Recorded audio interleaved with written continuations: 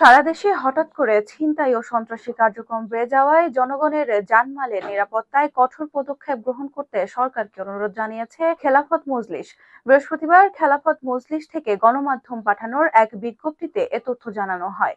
বিজ্ঞপ্তিতে বলা হয়, খেলাফত মজলিসের কেন্দ্রীয় নির্বাহী পরিষদের সভায় নেতারা গভীর উদ্বেগের সঙ্গে বলেছেন, আইনশৃঙ্খলা পরিস্থিতির ক্রমাবনতি জনগণকে চরম নিরাপত্তাহীনতায় ভোগাচ্ছে।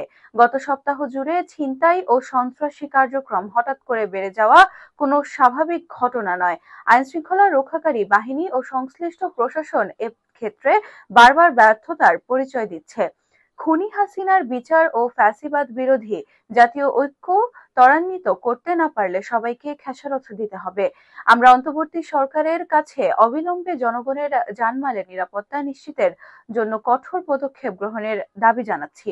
সন্ত্রাসীদের গ্রেপ্তারের ও দৃষ্টান্তমূলক শাস্তি নিশ্চিত করার দাবি জানাচ্ছি। বিজ্ঞপ্তিতে আরো বলা হয়, রমজানকে কেন্দ্র করে অসাধু ব্যবসায়ীদের সিন্ডিকেট ও দৌরাত্ম্য এখনই রুখে দিতে হবে। দ্রব্যমূল্য ক্রয় ক্ষমতার মধ্যে দিয়ে আসতে হবে। নিরবিচ্ছিন্ন বিদ্যুৎ সরবরাহ নিশ্চিত করতে হবে। রমজানের পবিত্রতা রক্ষা করতে হবে। এর আগে বুধবার সন্ধ্যা 6:30টায় খেলাফত মজলিসের কেন্দ্রীয় কার্যালয়ে অনুষ্ঠিত নির্বাহী বৈঠকের সভাপতিত্ব করেন নায়েবে আমির মাওলানা আহমদ আলী কাশেমি।